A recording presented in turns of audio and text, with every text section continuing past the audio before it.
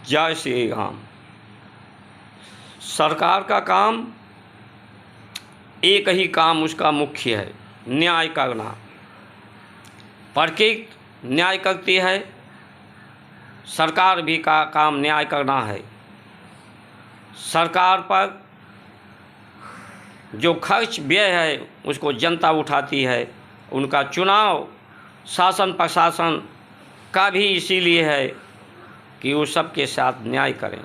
न्याय का तात्पर्य ये मुकदमों का न्याय ही नहीं है।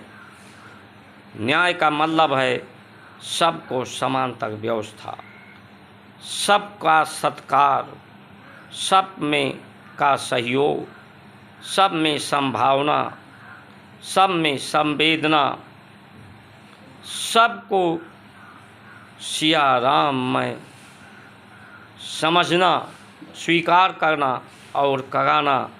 हम शून्य हैं।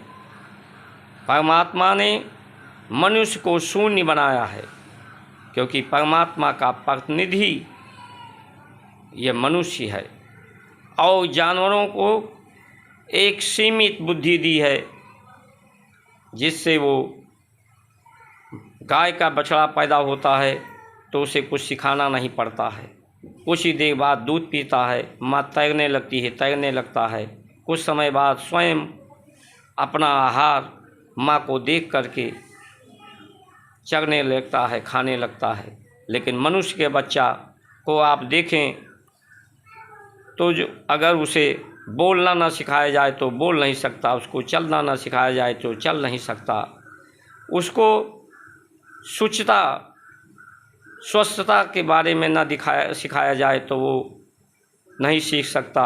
लोगों को ज्ञान दर्शयाम परशयाम के द्वारा होता है। इसलिए भारत एक दर्शन है। जो पहले हम करते हैं उसी को देखकर, जो श्रेष्ठ लोग करते हैं उन्हीं को देख करके, जो उनके अनुचरण पूरा देश करता है, पूरा समाज करता है, पूरा परिवार करता है।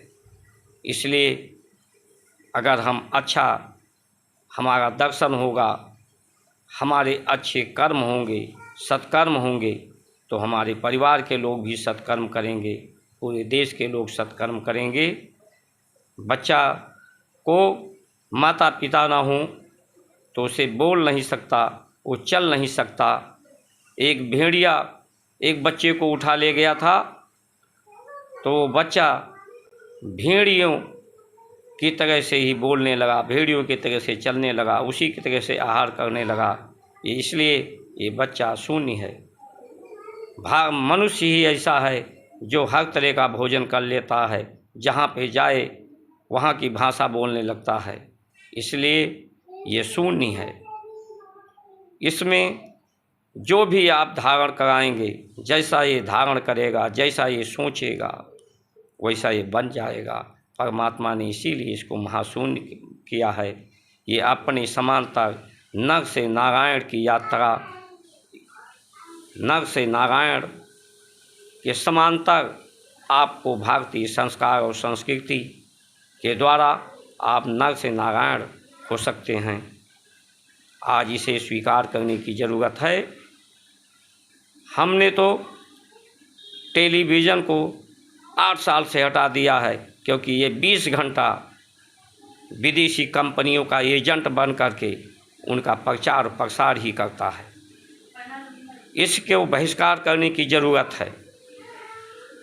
अगर हमारे देश के लोग संविधान, हमारे भारत शास्त्र के द्वारा, भारत शास्त्र के सम्मत जो संविधान है, जो ऋषियों ने दी है, उसके अनुसार अगर ये संविधान नहीं बनाते तो हमें इनका भी बहिष्कार करना होगा। हमें फुटबॉल की तरह से पार्टियों के बीच में कि कभी भाजपा, कभी सपा, कभी कांग्रेस, कभी अन्य पार्टियों के बीच में नहीं बंटना है, क्योंकि जितनी पार्टियां चलेंगी सब संविधान की द्वारा ही चलेंगी। किसी पार्टियों का कोई दोष नहीं है। दोष जो कुछ है संविधान का है। जब तक संविधान इस देश का नहीं बदला जाएगा तब तक आपकी आकांक्षाएं, महत्वाकांक्षाएं की आपूर्ति नहीं हो पाएगी। इसलिए अगर ये बदलते हैं तो बदलें, नहीं बदलते हैं तो हम जब तक ये नहीं बदलेंगे तब तक हम किसी चुनाव में हिस्सा नहीं लेंगे, हम बहिष्कार करेंगे और आपको भी बहिष्कार करना चाहिए। इन्हीं वाणी के साथ हम सब लोग मिल कर के इस मोबाइल के द्वारा सब्सक्राइब करके सरकार तक, व्यवस्थापक को तक ये संदेश पहुंचाने का कार्य करें।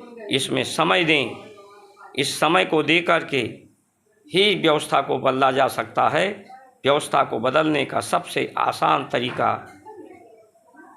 आप सुने लोगों को और सब्सक्राइब करें।